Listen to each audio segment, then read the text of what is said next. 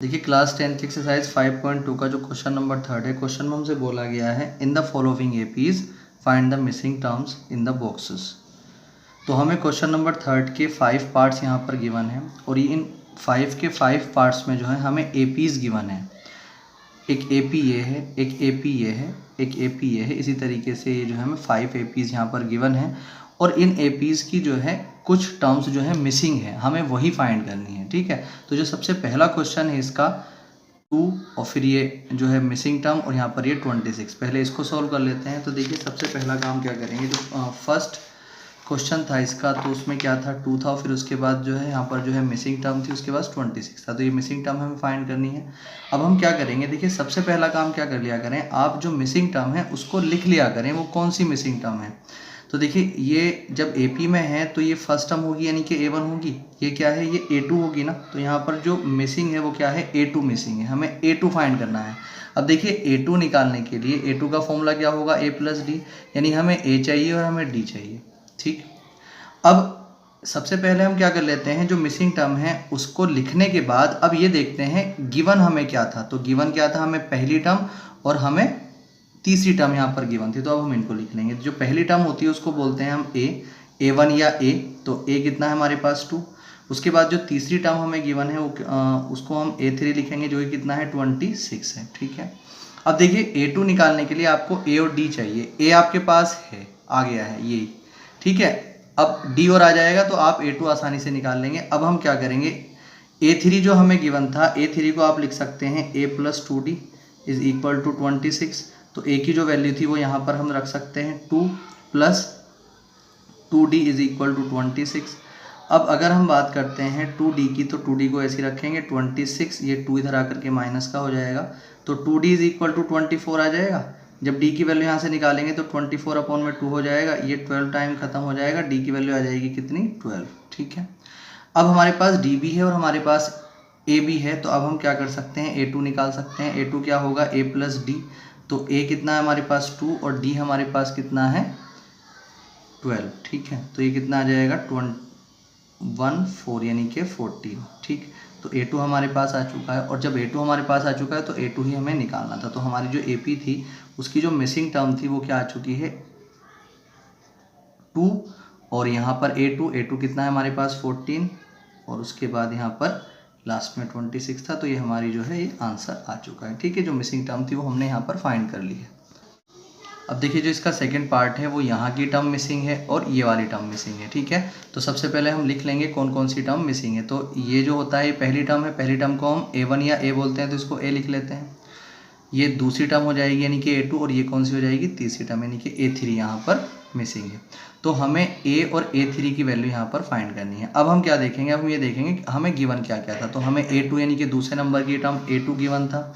A2 कितना था 13। तो A2 को हम लिख सकते हैं A plus D is equal to में 13। इक्वेशन फर्स्ट हमारे पास आ चुकी है।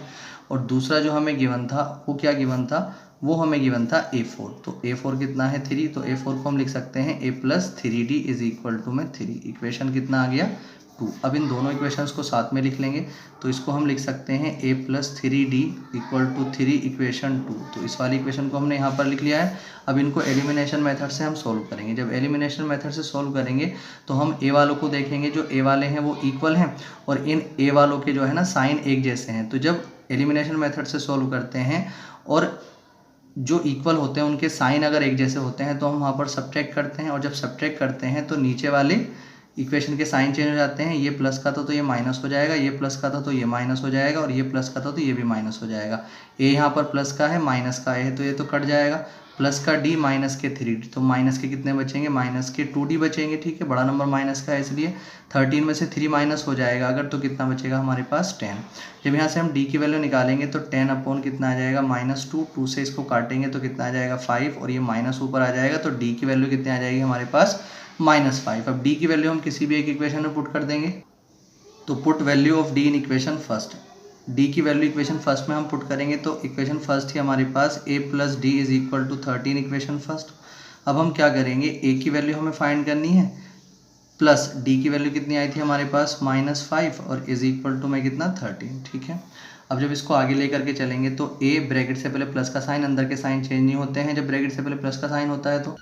तो हमारे पास ये आ जाएगा ये -5 इज इक्वल टू में 13। तो ए की जब वैल्यू निकालेंगे तो 13 प्लस में 5, तो ए की वैल्यू हमारे पास आ जाएगी 18। अब हमारे पास ए आ चुका है और हमारे पास डी आ चुका है, ठीक है। अब जो मिसिंग टर्म थी वो क्या क्या थी, वो थी हमारे पास एक तो ए था जो कि हमारे पास आ चुका है, ठीक है, जो कि हमारे पास आ चुका है। अब हमें एक क्या मिसिंग थी, A3। तो A3 जो होगा, A3 कितना होता है a + 2d। तो a हमारे पास कितना है 18 और +2 × d हमारे पास कितना आया था -5। तो ये 18 और -2 5 = 10 हो जाएंगे, प्लस और माइनस की मल्टीप्लाई, -2 5 = 10, ठीक है। तो 18 में से 10 गया, कितने बचते हैं 8। तो यहाँ पर कितना आ चुका है A3। तो A3 में हमारे पास आ चुका है और A भी आ चुका है। तो जो ये मिसिंग टर्म थी वो हमें मिल चुकी हैं। तो अब हम यहाँ पर लिख सकते हैं जो AP हमारे पास हो जाएगी, जो हमारे पास ये AP थी वो कितनी हो जाएगी A कितना आया था हमारे पास 18, A हमारे पास 18 आया था, ठीक है। उसके बाद हमारे पास कितना था 13 और उसके बाद A3 जो था वो कितना आया था, जो A3 था हमारे पास वो कितना आया था हमारे पास 8 और उसके बाद यहाँ पर 3। ये इसका आंसर हो गया है। अब देखिए जो इसका जो थर्ड क्वेश्चन था उसमें जो मिसिंग टर्म थी वो ये थी। ये अगर हम देखते हैं तो ये फर्स्ट टर्म है A है और ये क्या है A2 मिसिंग है और A3 मिसिंग है, ठीक। तो अब हम क्या करेंगे, जो हमें गिवन टर्म है हम उनको देखेंगे। तो जो हमें गिवन है एक तो A गिवन है, जो फर्स्ट टर्म होती है उसको हम A लिखते हैं, तो A हमें गिवन है। जो दूसरी टर्म हमें गिवन है वो कौन सी है, 1 2 3 4, यानी चौथी टर्म हमें गिवन है। तो जो चौथी टर्म हमें गिवन है उसको A4 लिख सकते हैं। A4 कितना है 9.5। अब A4 को हम लिखना चाहें तो A + 3D लिख सकते हैं। तो इसको सही कर लेंगे, 2 9 = 18 और 18 और 1 19/2 हो जाएगा, ठीक। अब हम यहाँ पर क्या करेंगे, जो A की वैल्यू है वो यहाँ पर रख लेंगे A5 और प्लस में 3D इज इक्वल टू में 19/2। अब यहाँ से D की वैल्यू निकालेंगे तो 3D इज इक्वल टू 19/2, इधर आके माइनस के 5 आ जाएंगे, ठीक है। 3D is equal to LCM यहाँ पर 2 आ जाएगा, जिसके अपॉन में वही जो एलसीएम होता है तो ऊपर वाले को एज इट इज़ -2 5 से कितना आ जाएंगे 10। तो 3D इज इक्वल टू में कितना आ जाएगा हमारे पास 9 और अपॉन में 2 आ जाएगा, ठीक। अब अगर हम यहाँ पर देखते हैं तो D की अगर वैल्यू यहाँ से निकालूँ तो जिसकी वैल्यू निकालते हैं उसके साथ वाला इक्वल वाले के अपॉन में चला जाता है, तो 9/2। 3 इसके अपॉन में आएगा 9 के, पहले से 2 भी इसके अपॉन में था, तो 3 इसकी मल्टीप्लाई में चला जाएगा, तो 3 3 = 9 आ जाएंगे। तो D की वैल्यू कितनी आ जाएगी 3/2, ठीक। अब देखिए हमारे पास D भी आ चुका है और हमारे पास A भी था, ठीक है, ये रहा। तो अब जो है हम A2 भी निकाल सकते हैं और A3 भी निकाल सकते हैं। तो अगर A2 को देखते हैं तो A2 कितना हो जाएगा A + D। तो A कितना था 5 और प्लस D कितना था हमारे पास 3/2 आया था, ठीक है। तो यहाँ पर एलसीएम ले लेंगे, 2 आ जाएगा। अब जिसके अपॉन में कुछ नहीं होता उसके एलसीएम से डायरेक्ट मल्टीप्लाई कर लेते हैं, 2 5 = 10 हो जाएंगे और प्लस में 3 हो जाएगा, ठीक है। जिसके अपॉन में वही जो एलसीएम होता है तो ऊपर वाले को एज इट इज लिख लेते हैं। 10 और 3 कितना हो जाएगा 13/2 हो जाएगा, ठीक है। अगर आप इसको जो है अगर मिक्स फ्रैक्शन में लिखना चाहते हैं तो ये आ जाएगा 6/1/2। तो हमारे पास जो है A2 आ चुका है। अब हम क्या निकालेंगे, A3 निकालेंगे। जब A3 निकालेंगे तो A3 क्या होगा A + 2D होगा। तो A कितना है हमारे पास, A है हमारे पास 5 और +2 × D कितना था 3/2 था, ठीक है। तो 2 से 2 खत्म हो जाएगा, यहाँ पर 5 और प्लस में आ जाएगा 3 और ये आ जाएगा हमारे पास 8, ठीक है। अब हमारे पास A2 भी आ चुका है, A3 भी आ चुका है। A2 ये रहा, A3 ये रहा। तो अब हम AP को जो है कंप्लीट लिख सकते हैं। तो जो AP हमारे पास आ जाएगी वो आ जाएगी, पहले 5 था, फिर बॉक्स में A2 हमें निकालना था जो कि आ चुका है 6/1/2 और यहाँ पर उसके बाद A3 कितना था हमारे पास 8 और जो लास्ट था वो कितना था 9.5। ये हमारी जो है AP आ चुकी है। अब देखिए जो इसका फोर्थ क्वेश्चन है उसमें हमें जो मिसिंग टर्म है वो कौन कौन सी हैं। ये तो A दे रखा है हमें फर्स्ट टर्म, हमें A2 निकालना पड़ेगा, A3 निकालना पड़ेगा, A4 निकालना पड़ेगा और A5 निकालना पड़ेगा, ठीक है। अब जो हमें गिवन है उनको देख लेते हैं। हमें फर्स्ट टर्म यानी कि A गिवन है, A1 या A लिख सकते हैं इसको। तो A कितना है -4 और 1 2 3 4 5 6 यानी 6 टर्म हमें गिवन है। 1 2 3 4 5 6 यानी 6 टर्म हमें गिवन है। 6 टर्म को A6 लिख सकते हैं जो कि कितना गिवन है हमें 6 गिवन है। अब हम क्या कर सकते हैं, A6 को अगर लिखना चाहें तो A + 5D लिख सकते हैं इज इक्वल टू में 6 आ जाएगा, ठीक है। अब यहाँ पर अगर देखते हैं तो A कितना है हमारे पास -4 और प्लस में 5D इज इक्वल टू में 6। जब यहाँ पर हम D की वैल्यू निकालेंगे तो 4 को पहले इधर लेकर के आएंगे तो 5D इज इक्वल टू में 6 प्लस में 4, तो 5d इज इक्वल टू में 10 आ जाएगा और d की जब वैल्यू यहाँ से निकालेंगे तो 10/5 हो जाएगा। ठीक है, तो 5 की मल्टीप्लाई हम क्या कर लेंगे, सॉरी 5 से 10 को डिवाइड कर लेंगे तो d की वैल्यू कितनी आ जाएगी 2।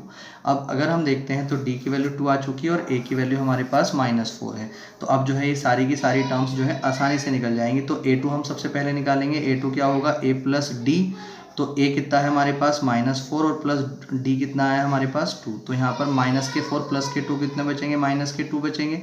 तो हमारे पास a2 आ चुका है। ठीक है, अब हम क्या करेंगे, अब हम यहाँ पर a3 निकालेंगे। जब a3 निकालेंगे तो a प्लस 2d आ जाएगा। तो a कितना है हमारे पास -4 और प्लस में 2 इंटू डी कितना है हमारे पास 2। ठीक है, तो -4 प्लस 2 2 = 4, -4 प्लस 4 कट जाएगा, कितने बचेंगे 0। तो a3 हमारे पास आ चुका है 0। अब हमें a4 भी निकालना है। तो a4 की बात करें तो a प्लस 3d होता है। तो a कितना था हमारे पास -4 और प्लस में 3 × d हमारे पास कितना है 2। ठीक है, तो यहाँ पर -4 ऐसी रहेगा। जब इन दोनों की मल्टीप्लाई करेंगे तो ये प्लस का और ये प्लस का, तो प्लस में मल्टीप्लाई आएगी, 3 2 = 6 आ जाएंगे और यहाँ पर प्लस के 6 और माइनस के 4, तो प्लस के 2 बचेंगे हमारे पास।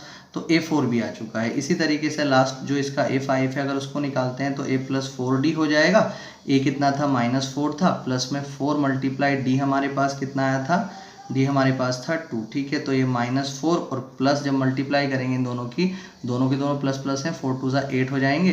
तो -4 प्लस के 8, तो प्लस के 4 बचेंगे। तो a5 भी हमारे पास आ चुका है। ठीक है, तो जो अब हमारी AP है जो हमें फाइंड करनी थी, जिसमें कुछ मिसिंग था, वो अब हमारे पास आ चुकी है। तो जो AP हमारे पास हो जाएगी वो हो जाएगी, देखिए पहले तो -4 था।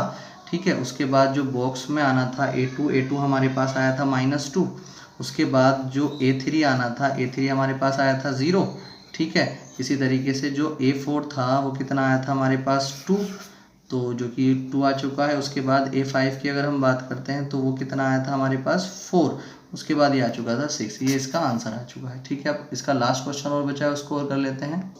अब देखिए जो 5th क्वेश्चन है इसका सबसे लास्ट वाला, उसमें हमें मिसिंग क्या गिवन है, सेकेंड टर्म हमें गिवन है और जो इसकी थर्ड टर्म A3 गायब है, A4 गायब है और A5 हमें निकालनी है। ठीक है, अब सबसे पहले हम क्या देखते हैं, सबसे पहले हम ये देखेंगे हमें कौन सी टर्म जो है गिवन है। तो पहली दूसरी A2 हमें गिवन है। A2 कितना है हमारे पास 38। ठीक है, तो A2 को हम लिख सकते हैं a + d = 38। अब हम इक्वेशन इसको फर्स्ट मान लेंगे और 1 2 3 4 5 6 A6 हमें गिवन है। A6 कितना है -22। तो A6 को लिख सकते हैं a + 5d और इज इक्वल टू में -22।